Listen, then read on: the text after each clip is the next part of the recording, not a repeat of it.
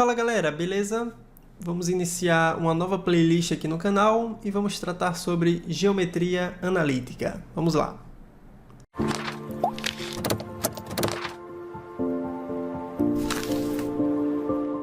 Muito bem, pessoal! Vamos começar aqui o assunto fazendo uma introdução, falando de algumas aplicações da geometria analítica, como por exemplo no estudo de formas e figuras geométricas. A geometria analítica vai se preocupar em descrever e analisar diferentes formas geométricas, como por exemplo ponto, segmento de reta, polígonos, elipses, circunferências e por aí vai.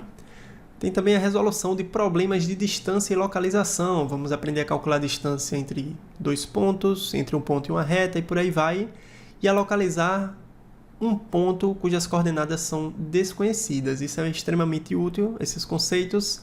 Por exemplo, são bastante aplicados no GPS, tá certo? O sistema de posicionamento global. Tem também a resolução de problemas de otimização, problema de encontrar máximos e mínimos de uma determinada curva, com algumas restrições e tudo mais. Esses problemas são comuns em engenharia, economia, física e ciências sociais. Análise de transformações geométricas, problema de translação, quase não sai agora, transladar uma curva, problema de rotacionar uma curva, de fazer a reflexão de uma curva e até mesmo de dilatar uma curva, são problemas também da geometria analítica. Isso são bastante aplicados, por exemplo, em animações e robóticas, tá certo? Bom, introduzindo o assunto, a gente vai começar falando aqui do plano cartesiano. Talvez muito familiar de vocês, muitos de vocês acredito que já conheçam esse plano, tá? O plano cartesiano é formado por dois segmentos de reta que são perpendiculares, tá?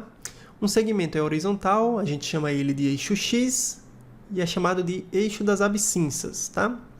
O outro segmento vertical, chamado de eixo Y, é o eixo das ordenadas, tá bom? Bom, sempre que você me dá um ponto no plano, ele vai estar localizado, vai ter algumas coordenadas, e a gente vai aprender a descrever ela daqui a pouco. Quando a gente traça esses dois segmentos de retas, o eixo das ordenadas e o eixo das abscissas, como eu disse, eles se tocam formando um ângulo de 90 graus, são eixos perpendiculares, tá certo? Um é horizontal e outro é vertical. O plano cartesiano divide o plano em 4 regiões. Essas regiões são chamadas de quadrantes. Por exemplo, esse primeiro que está localizado à direita na parte superior será chamado de primeiro quadrante, tá? Bom, temos aqui o primeiro quadrante. À sua esquerda, né, temos o segundo quadrante. Abaixo dele tem o terceiro quadrante. E à sua direita, né, na parte inferior direita do plano, temos o quarto e último quadrante. A gente vai girando no sentido anti-horário, tá? Nesse primeiro quadrante, ele é formado por pares ordenados. Sempre que eu quiser localizar um ponto no plano, eu vou descrever ele assim, tá? Vou marcar aqui um pontinho. Eu vou ter aqui um valor de x, tá? Peraí que esse xzinho aqui tá feio. Pronto, tem esse valor aqui de x que eu obtenho fazendo a projeção ortogonal desse ponto P, essa projeção em cima do eixo X, tá? Onde ele tocar aí, esse segmento tracejado vai paralelo ao eixo Y, onde ele tocar será o valor de X desse ponto P, tá? O ponto P eu sempre descrevo com as coordenadas. Primeiro eu coloco o valor de X, depois eu olho essa projeção aqui no eixo Y e vejo em que valor isso aqui cai. Ficou um pouquinho bem subido aqui, por sinal, né? Deixa eu arrumar. Você faz essa projeção aqui no eixo Y, no valor que ele tocar aqui, você coloca aqui depois da vírgula nesse pazinho ordenado, tá certo? Bom, todo ponto que está localizado nesse primeiro quadrante, ele vai ter o valor de x positivo, deixa eu colocar aqui um mais, ó, o valor de x será positivo, e o valor de y também é positivo, tá? Então, no primeiro quadrante, é formado por todos os pares ordenados, onde x e y são estritamente positivos. Vou falar estritamente positivos para retirar o zero, tá? Quando esses números, um deles for zero, a gente não vai estar no primeiro quadrante. Tem que ser dois números estritamente positivos, beleza? Bom, quando estamos no segundo quadrante, o valor de x é negativo e o valor de y é positivo. Esse eixo x é positivo para frente e negativo para trás, tá certo? Olhando como referência essa origem aqui. Vou até marcar ela. Essa aqui é a origem do plano. É o 0, 0, tá? Então, olhando como referência essa origem, eu posso também chamar só de O esse ponto. Para a direita da origem, os valores de x são positivos e para a esquerda são negativos. Para o eixo y, da origem para cima é positivo e da origem para baixo é negativo. Por isso que eu estou dizendo que no segundo quadrante, os valores de x são negativos e os de y positivos.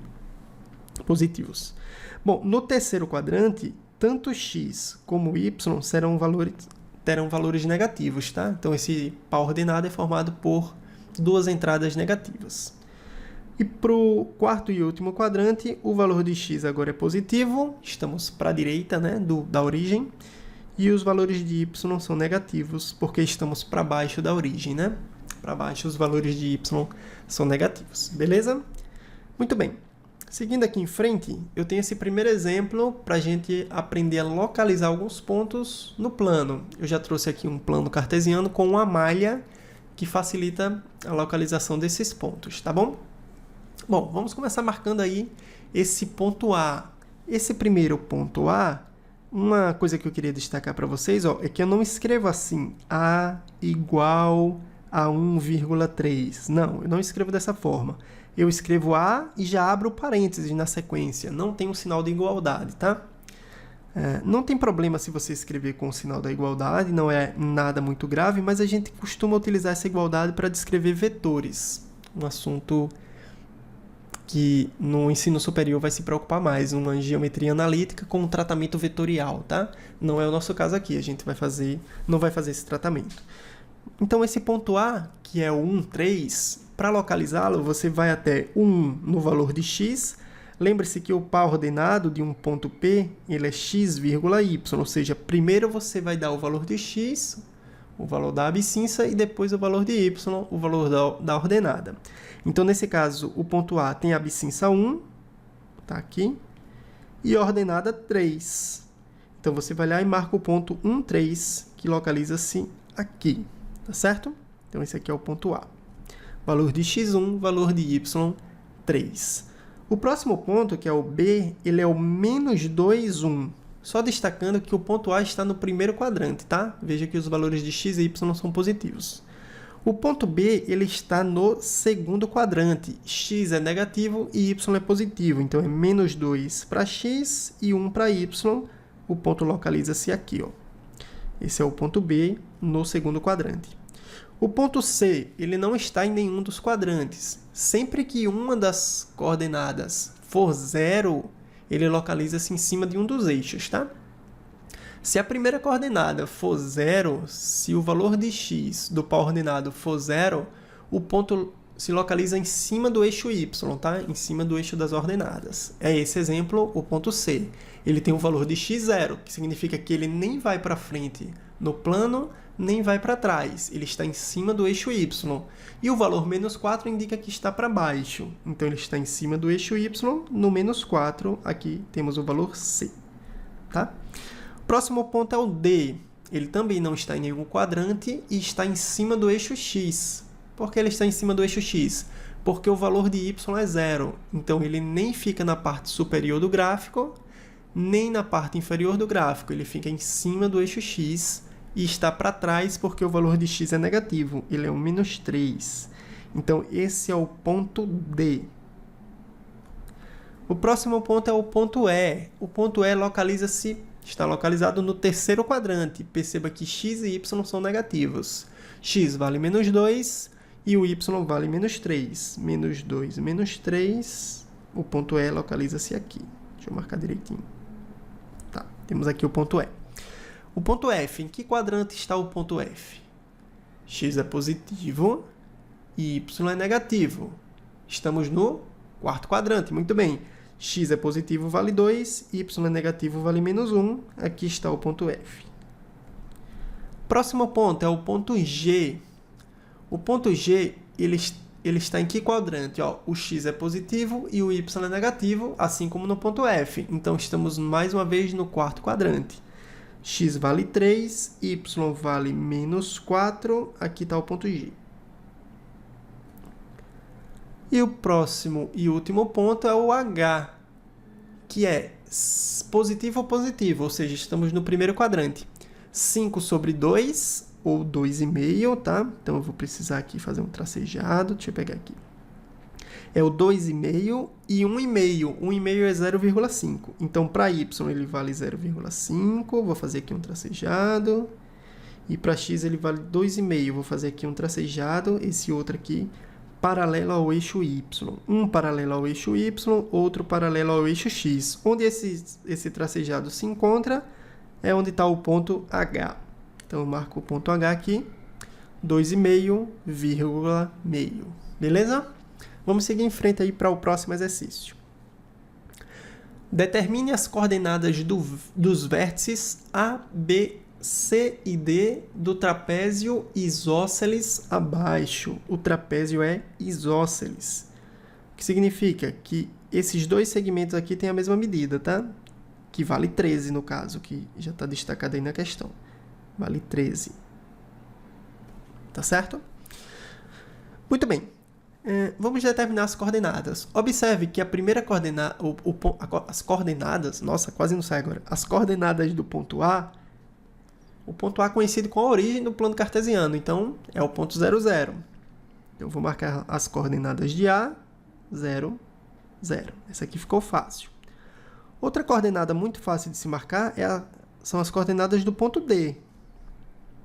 Certo? O ponto D, ó, ele está em cima do eixo X. Se ele está em cima do eixo X, o valor de Y é 0. Então, a segunda entrada vai ser 0, né? Então, vou colocar aqui a segunda entrada igual a 0. Preciso descobrir agora a primeira. A primeira é exatamente a distância de D até o ponto A. E essa distância está em destaque ali na figura. Ó. A distância vale 20. Essas distâncias entre dois pontos, quando estão na horizontal e quando estão na vertical, elas são fáceis de se determinar, tá? Então, a distância que está em destaque vale 20. Então, esse é o valor de x, o quanto o ponto D está distante da origem, tá? Uma vez que ele está em cima do eixo x. Então, ele é o 20, 0. Ficou meio estranhozinho aqui esse ponto, deixa eu dar só uma leve organização. Tá, ficou razoável. 20, 0. Bom, o próximo ponto é o ponto B. Aqui a gente já começa a ter um pouquinho de trabalho, mas não é nada de outro mundo, tá? Primeiro, vamos tentar determinar o valor de x, ou seja, deixa eu fazer um tracejado aqui.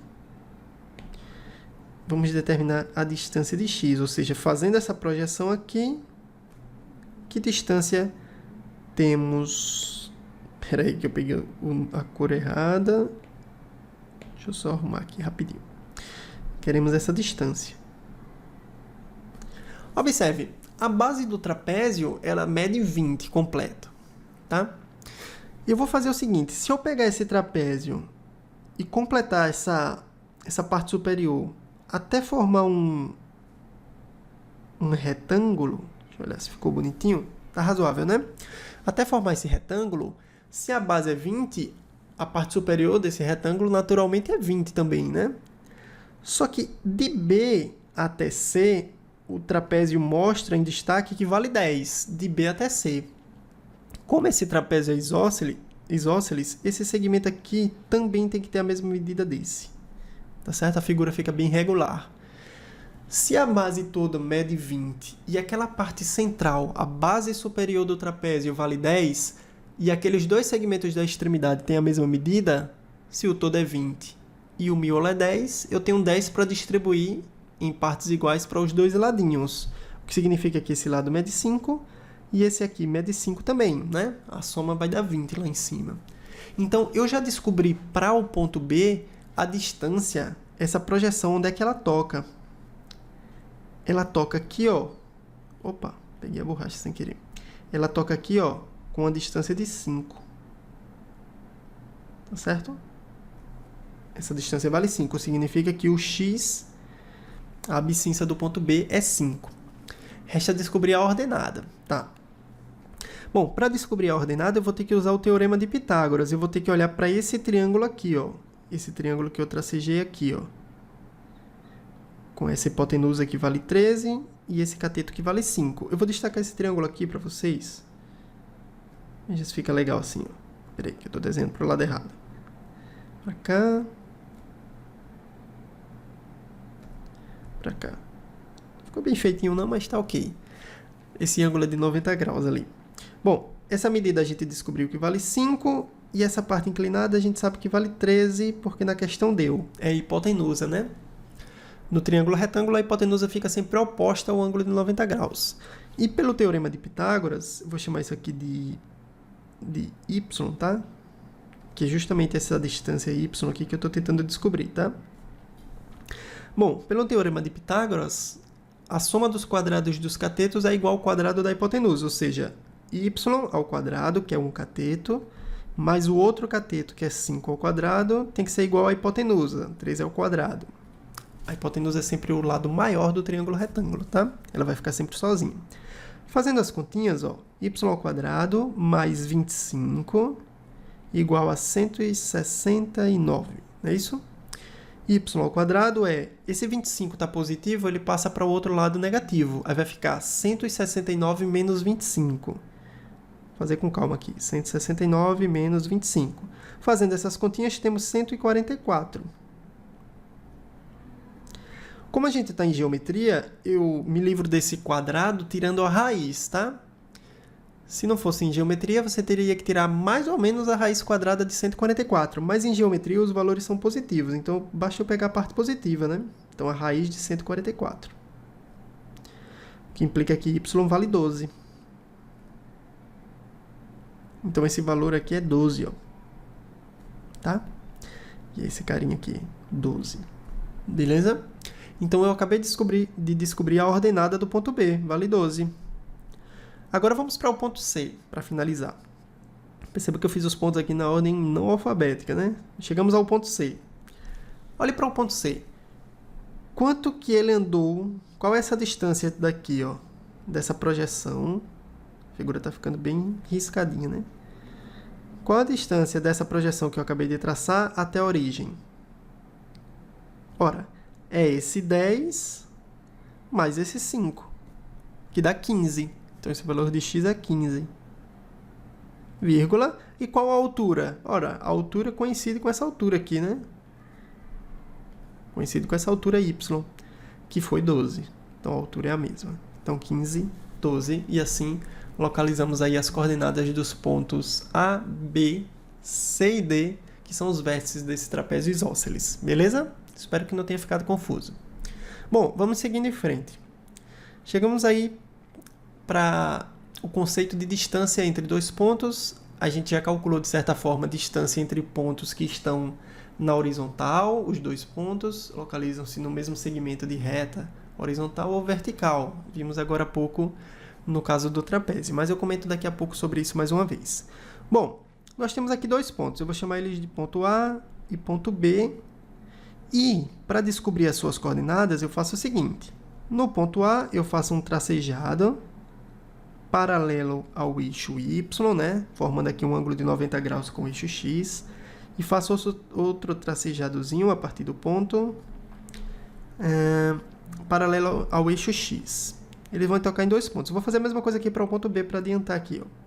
Fiz um tracejado, encontrei o ponto, toquei no ponto C, toquei num ponto ali no eixo X, fiz um tracejado perpendicular ao eixo Y. E eu vou dizer que essas coordenadas desse ponto são as seguintes, para facilitar aqui as ideias. Ó. A projeção ortogonal do ponto A no eixo X eu vou chamar de x de A. E a projeção no eixo Y eu vou chamar de y de A. Isso para o ponto A. Temos, portanto, as coordenadas x de A, y de A. No ponto B, nós temos o x de B, projeção no eixo X, e a projeção no eixo Y eu vou chamar de y de B.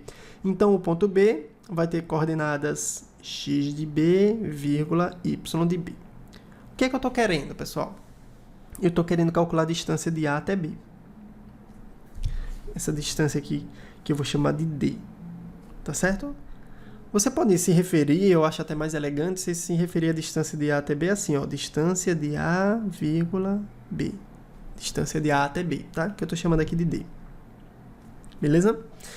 Bom, Para descobrir essa distância, eu vou fazer outros segmentos de reta aqui. Vou fazer de vermelho aqui. Eu vou fazer esse segmento que liga o ponto A. E esse segmento que é paralelo ao eixo X e que toca nesse tracejadozinho aqui da projeção de B. E vou fazer outro segmento análogo que sai de B até a interseção com esse segmento de vermelho que eu fiz a princípio, tá? E eu vou chamar esse ponto aqui, só para facilitar a minha conta, de um ponto P.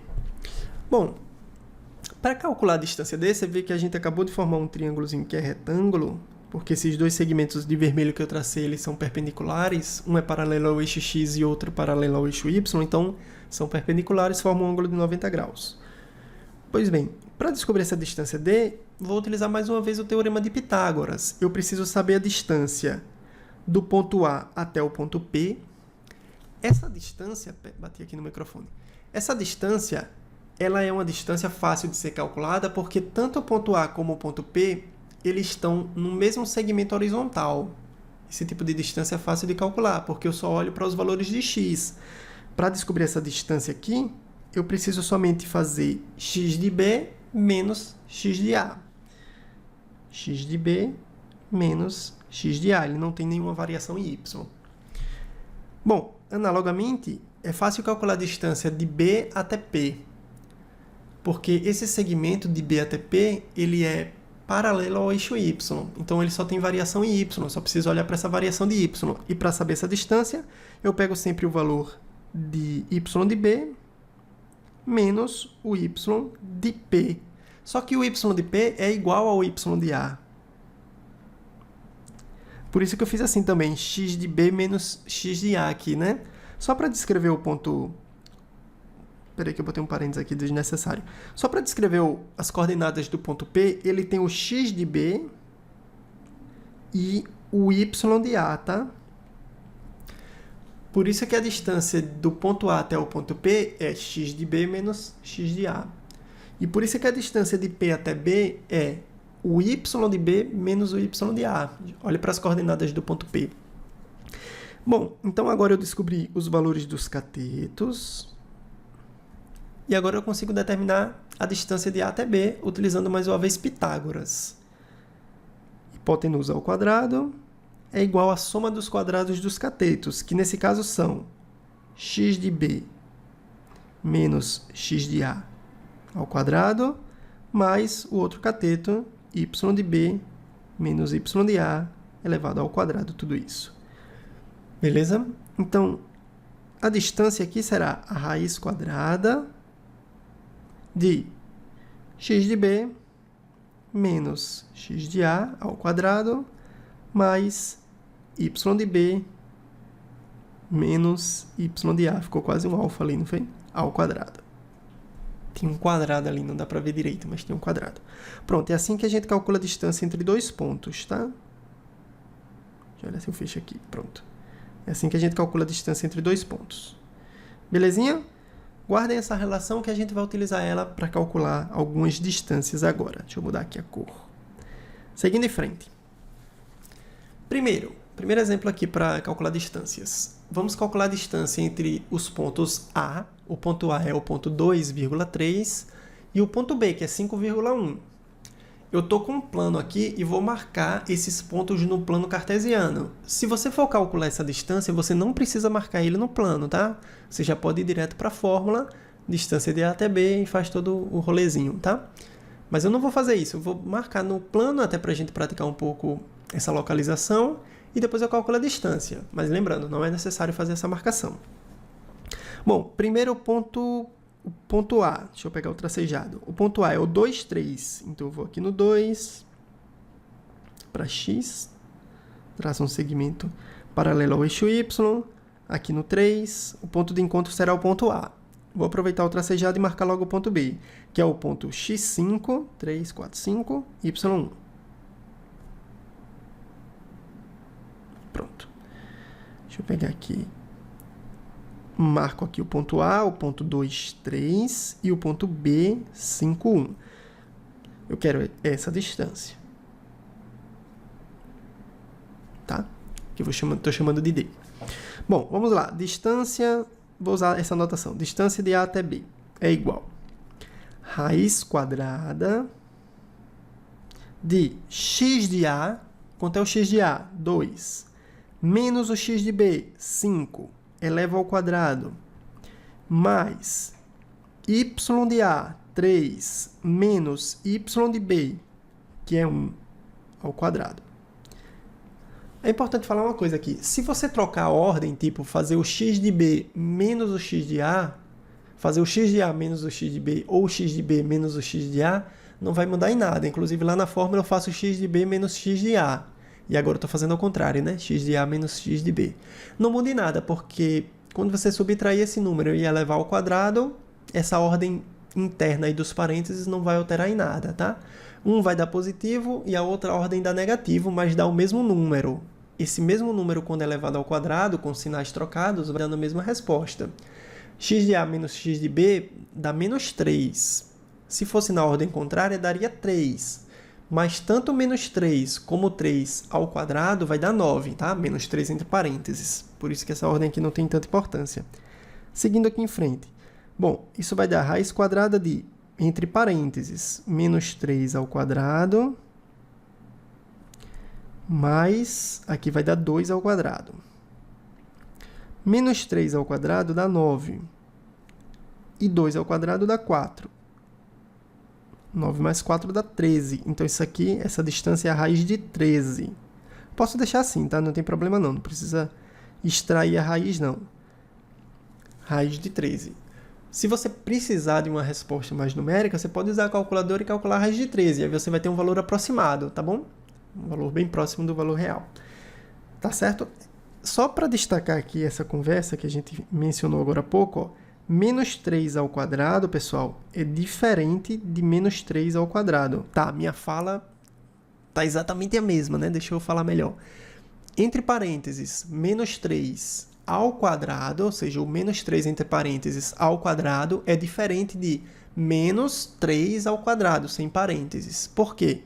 Porque menos 3 entre parênteses ao quadrado é menos 3 vezes menos 3. Menos 3 vezes menos 3.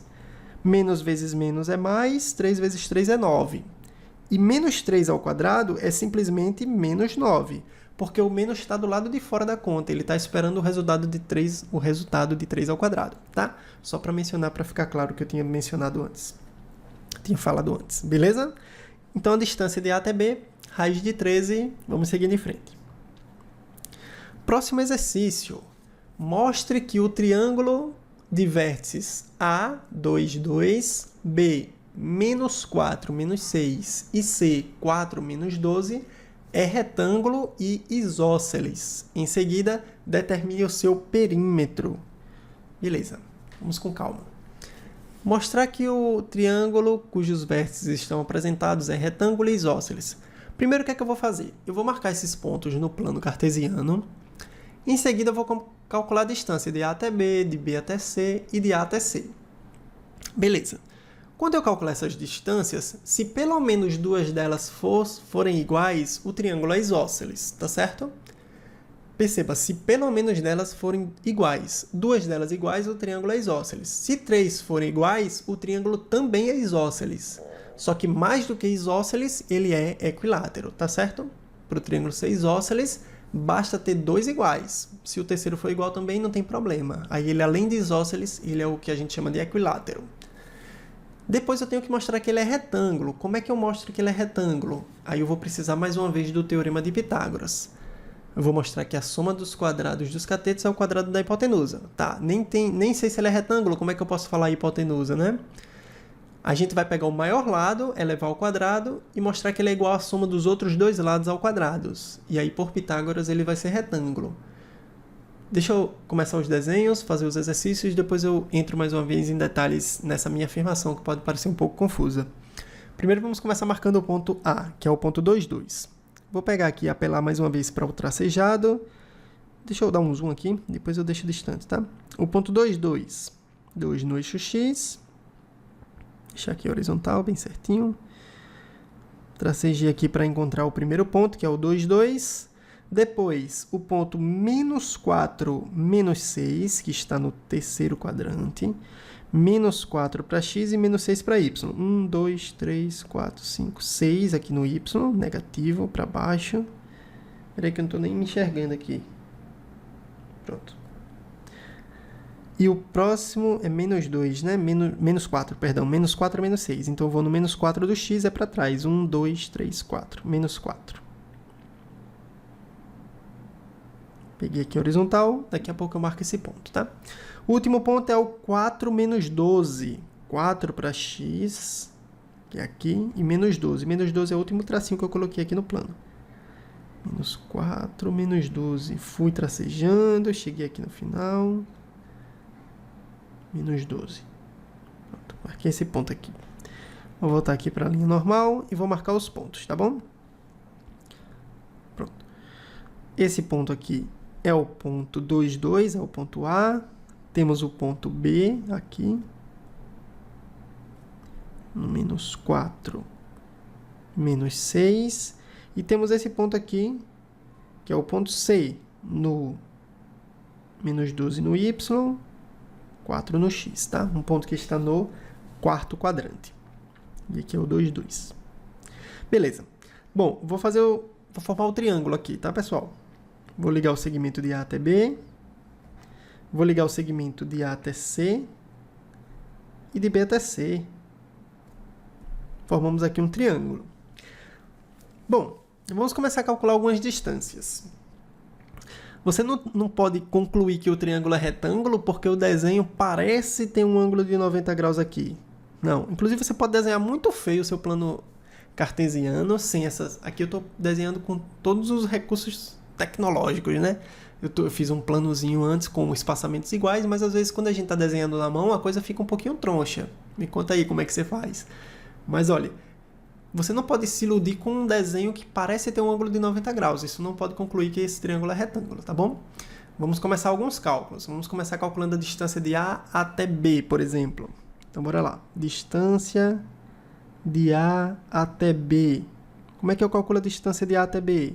Raiz quadrada do x de A menos o x de B, ou o contrário, x de B menos x de A, não tem importância. X de A vale 2, menos x de B menos 4. Eu vou colocar direto mais 4, tá? Menos 2 menos 4, né? O menos da fórmula, né? X de A menos x de B. 2 menos 4. Então, já vou colocar mais 4 direto.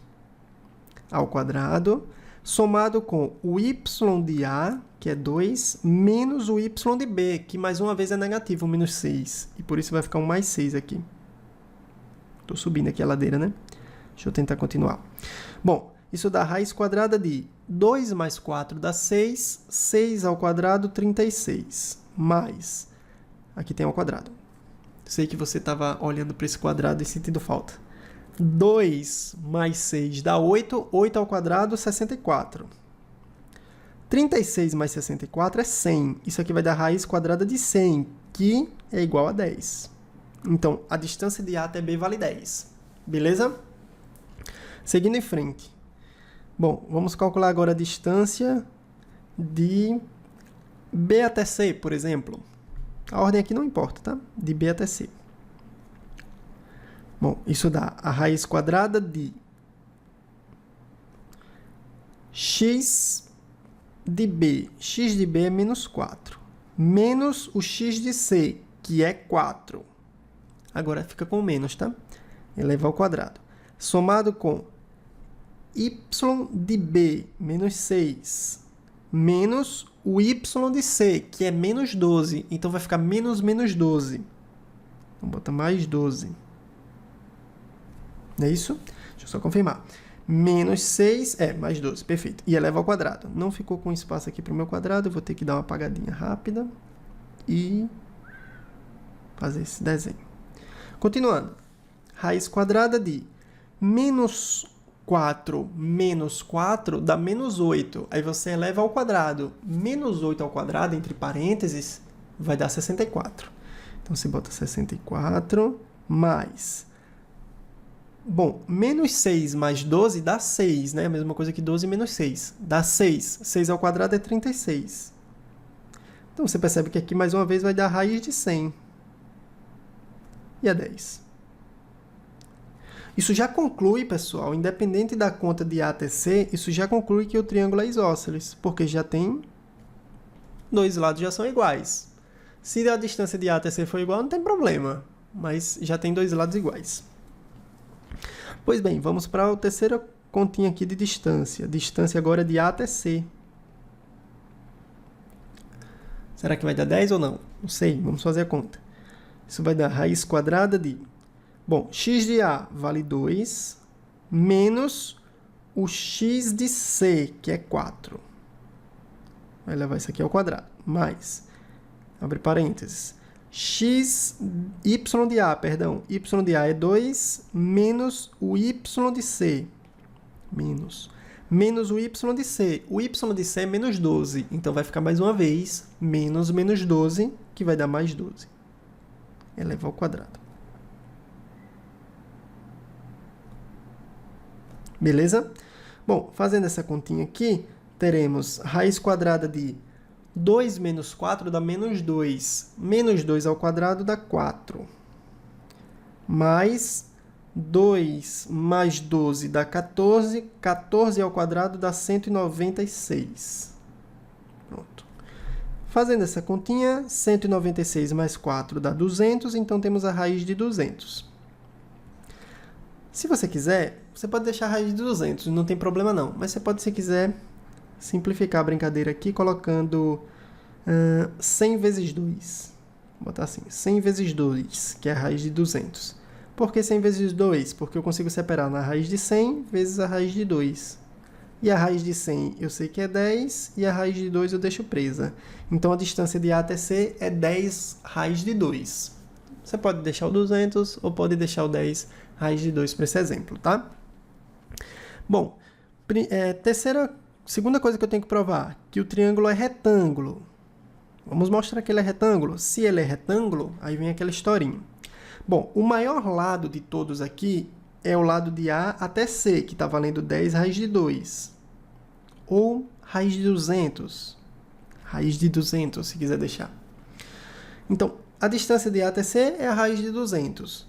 Ou 10 raiz de 2. A distância de B até C é 10. E a distância de A até B também é 10. Bom, se ele for retângulo, a hipotenusa é de A até C, porque a hipotenusa é sempre o lado maior do triângulo, tá bom? Então, se ele for retângulo, a hipotenusa deve ser a distância de A até C, a raiz de 200, ou 10 raiz de 2, você escolhe. Por fim, se eu provar que o lado maior do triângulo ao quadrado é igual à soma dos outros dois lados ao quadrado, eu provo que esse triângulo é retângulo, porque o teorema de Pitágoras a gente está acostumado a usar num sentido só. Ele, na verdade, é se e somente se. Ou seja, se o triângulo é retângulo, então a soma dos quadrados dos catetos é igual ao quadrado da hipotenusa. E se a soma dos quadrados dos lados de um triângulo for igual ao quadrado do lado maior de um triângulo, aí esse triângulo é retângulo. E esses caras recebem o nome de catetos e hipotenusa, respectivamente. Resumindo, vou mostrar aqui o lado maior, que é o 200, ao quadrado, é igual à soma dos outros dois lados ao quadrado. De fato, 200 ao quadrado, raiz de 200 ao quadrado dá 200, 10 ao quadrado é 100, mais o outro 10 ao quadrado dá 100. 100 mais 100 dá 200. Essa igualdade aqui é verdadeira. Se essa igualdade é verdadeira, o triângulo é retângulo e logo o ângulo de 90 graus está aqui. Tá certo? A gente vai aprender também a calcular ângulos entre dois segmentos de reta. Mas, por enquanto, a única maneira de verificar é através do teorema de Pitágoras. Última parte do nosso cálculo é determinar o perímetro do triângulo. E o perímetro de uma figura geométrica nada mais é do que a soma do contorno dessa figura.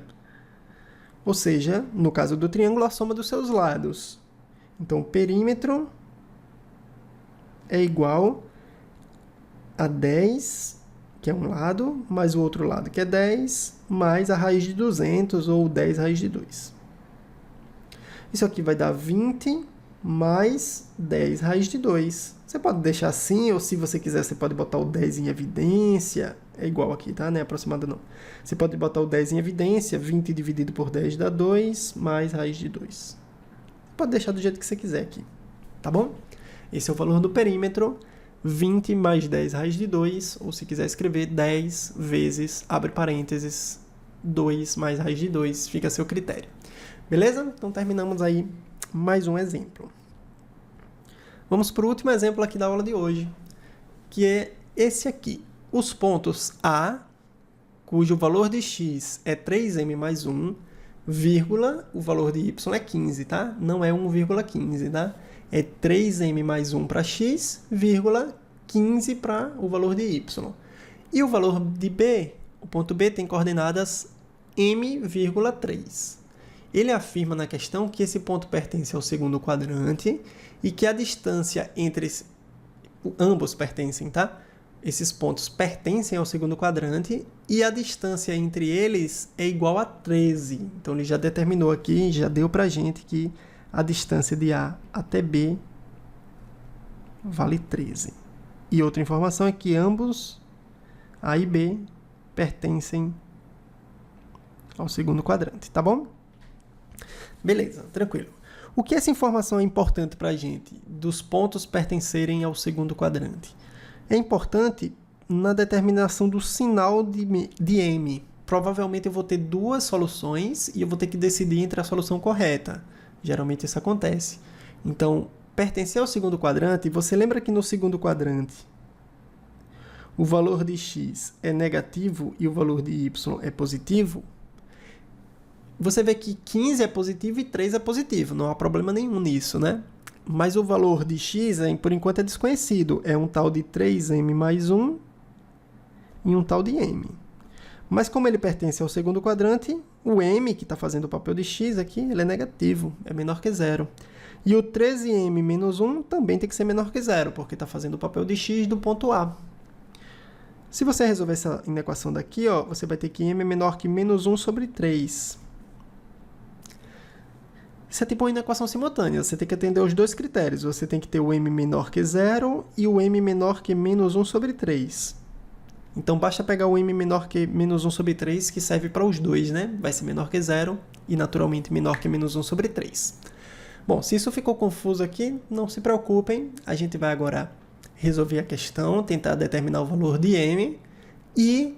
Quando a gente achar soluções, eu vou optar pelaquela que for negativa. Provavelmente deve ter uma positiva e uma negativa. Geralmente acontece isso. Vamos ver. Bom, eu tenho os pontos A e B. E eu tenho a distância de A até B que vale 13. Então, o que é que eu vou começar fazendo? Deixa eu apagar isso aqui para ganhar espaço, tá, pessoal? Isso aqui eu vou reduzir. Vou deixar menorzinho. Mas lembre-se que eu tenho que ter um m menor que menos 1 sobre 3. Bom, o que é que eu vou começar calculando? A distância de A até B. A distância de A até B, que vale 13, eu vou botar até assim, ó, acho que fica até melhor. Peraí, deixa eu pegar a borracha. 13, eu sei que é a distância de A até B. Tá certo? 13 é a distância de A até B. E como é que eu calculo a distância de A até B? Vamos usar a fórmula. É o x de A. Olha o x de A, 3m menos 1.